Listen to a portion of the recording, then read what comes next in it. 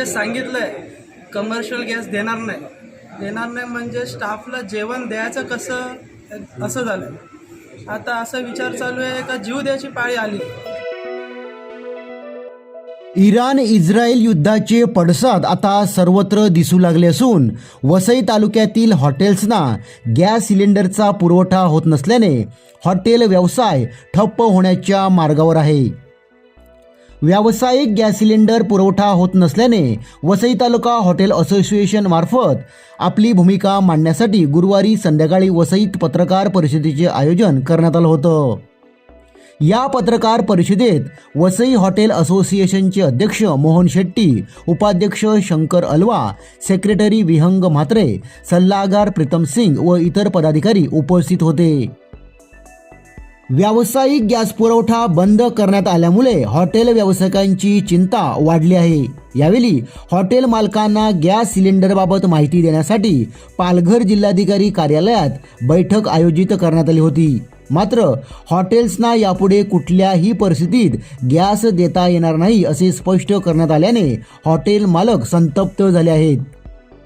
शासनाने पूर्णपणे व्यावसायिक गॅस पुरवठा बंद न करता किमान 50% तरी पुरवठा सुरू करायला हवा असे पदाधिकाऱ्यांनी यावेळी बोलताना सांगितले। गॅस सिलेंडर तुटवड्याबाबत व पुढील हॉटेल मालकांची काय भूमिका आहे ते आता पाहूया। काय सांगाल, काय परिस्थिती आहे सध्याची? सध्या परिस्थिती खूपच खराब आहे। म्हणजे जे सांगितलंय कमर्शियल गॅस देणार नाही म्हणजे स्टाफला जेवण द्यायचं कसं असं झालं। आता असा विचार चालू आहे का जीव द्यायची पाळी आली। म्हणजे कोविडमध्ये गॅस भेटत होता आणि आता असं झालं की ते कोविड तर नाही आहे पण गॅसच भेटत नाही। आणि आता स्टाफ असे आहे का म्हणजे ते एक तर गावावरून येतात, आता त्यांना परत पाठवायला म्हणजे परत ते येण्याचं जाम मुश्किल झालं आहे, असं झालं आहे। आणि खूपच वाईट परिस्थिती झाली आहे। एवढंच मागणी आहे का आम्हाला काहीतरी एक निर्णय घ्यावे, म्हणजे एक रेसिडेन्शियल एक तरी गॅस द्यावे, कारण की आपण स्टाफ तरी जेवण एक दुपारी एक रात्री जेवण द्यायचं आहे, असं काहीतरी एक निर्णय द्या, बस हेच विनंती। आता जे काही निवेदन दिलं आहे का? लेखी निवेदन दिलंय, आता ते नोट डाऊन केलं, बघू आता ते कधीपर्यंत ते निर्णय घेतात। थांबले, त्यांच्या वेट चालू आहे आमचं। पुढे तुमच्या व्यवसायावर किती परिणाम होईल, कितीचं नुकसान होईल? नुकसान म्हणजे आता किती जण म्हणजे आता मार्चमध्ये लायसन फीस भरायचे म्हणजे एखादा आम्हाला आता दागिनं गिरवी करून ते लायसन फीस भरायला लागेल, कारण की काय प्रशासन तर 10% ते पण माफ नाही करणार किंवा 2 महिने 3 महिने एक्सटेंड पण नाही करणार। आता करायचं काय हे प्रश्न झाला। एक तर 5% वॅट ते 10% गेलाय आणि एकदम परिस्थिती आता खराब करून टाकली। तुम्ही ह्या माध्यमातून आता शासनाला काय मागणी करता? शासनाला हेच मागणं करतो का आमचा काहीतरी विचार करा, नाही तर तुम्ही आमच्या खुर्चीमध्ये बसून काहीतरी पर्याय घ्या, तर तुम्हाला पण माहीत पडलं का आमचं काय चालू आहे, आता आमची परिस्थिती काय चालू आहे तर त्यांना माहीत पडलं पाहिजे। ते फक्त बोलतात का तुम्हाला हॉटेलमध्ये गॅस देऊ नका। अरे बाबा, गॅस देऊ नका म्हणजे कोणातरी तुम्ही बघा तरी 50-60 माणसं आहेत, त्यांचं जेवणाचं काय आहे, आम्हाला पण त्यांचं पण बघायला लागते। तर तो सोडून जाणार, मग ते पण कशाला येणार इकडे राहायला? स्टाफच्या जेवणासाठी तुम्ही कमीत कमी किती गॅसवरती तुमचं भागवू शकेल? कमीत कमी 1-2 सिलेंडर तरी छोटं द्यायलाच पाहिजे, कारण की बघा सकाळी नाश्ता चहा जेवण, परत नाश्ता चहा जेवण हे आम्हाला द्यायलाच लागतं। परिस्थिति ऐसी है कि लोकल अथॉरिटीज़ जो है, कलेक्टर सर और तहसीलदार सर, उन्होंने जो हमारे यहाँ के कमर्शियल सिलेंडर्स के डिस्ट्रीब्यूटर है उनको बताया है कि होटल इंडस्ट्री को सिलेंडर्स का सप्लाई जो है वो बिल्कुल रिस्ट्रिक्ट करना है, क्योंकि पीछे से सप्लाई का शॉर्टेज है। और हमने उस चीज़ के बारे में उन्हें हमारा निवेदन दिया है कि हमें 100% नहीं, एटलीस्ट 50% सप्लाई चालू रखें, क्योंकि हमारे यहाँ पे लोग काम करते हैं कि एवरेज में 40 से 50 लोग हमारे यहाँ पे काम करते हैं। और being responsible citizens end businessman, हमने ऑलरेडी हमारे मेंबर्स को लास्ट 1 हफ्ते से बोला है और वो इस चीज़ को फॉलो कर रहे हैं कि हम मिनिमम गैस का यूसेज करेंगे, जिसमें हमने हमारे मेन्यूज़ को भी शॉट डाउन किया है। हमारे मेथड्स जो है कुकिंग के प्रिपरेशन जो है उसको भी हमने ऐसे इस तरह से डाइवर्सिफाई किया है कि जिससे कम से कम सिलेंडर लगे।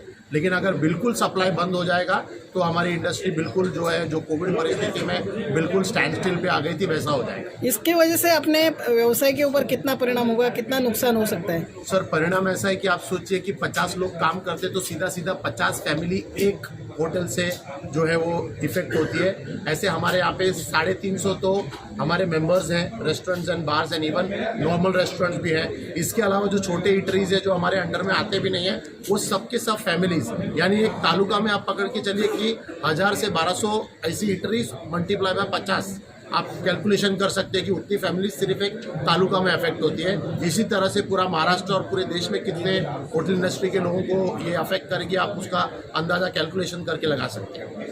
अभी कितने होटल्स बंद हो गए और कितने होने वाले हैं, कगार पे कितने हैं? सर ये अभी ऐसा चल रहा है कि कल 5 से 7 होटल थे जो बिल्कुल ऑपरेट नहीं कर पा रहे थे। आज कहीं से उन्होंने बंदोबस्त किया, आज चालू है। आज कुछ ऐसे होटल्स हैं जिनके पास में कोई सिलेंडर नहीं, आज रात तक चालू रहेंगे। कल सुबह उनको मिलेगा तो वो किचन में से कुछ सर्व कर पाएंगे।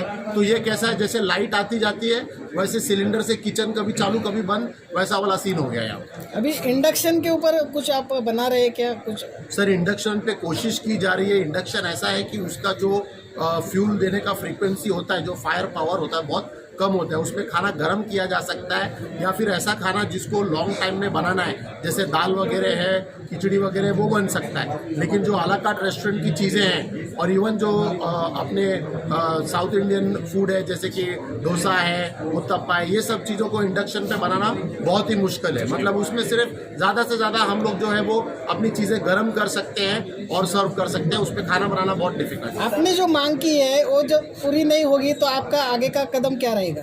सर हमको लास्ट में कुछ नहीं, हमको तो रास्ते पे उतरना पड़ेगा। हम कोविड के टाइम पे भी रास्ते पे उतरे थे, तो लास्ट में तो अगर हमारा कोई नहीं सुनेगा तो हमें लास्ट में रास्ते पे उतरना पड़ेगा। आज आम्ही कलेक्टर मॅडमनी बोलवलेलं, तर त्यांच्याकडे आम्ही सकाळी गेलेले, तर मॅडमकडून आम्हाला त्यांना मिसकम्युनिकेशन होतं की गॅसचा काहीच पुरवठा म्हणजे तुटवडा नाही आहे, गॅस आहे वगैरे, पण गॅसचा तुटवडा आहे हे आम्ही त्यांना सांगितलं की आमच्याकडे गॅस नाहीच आहे।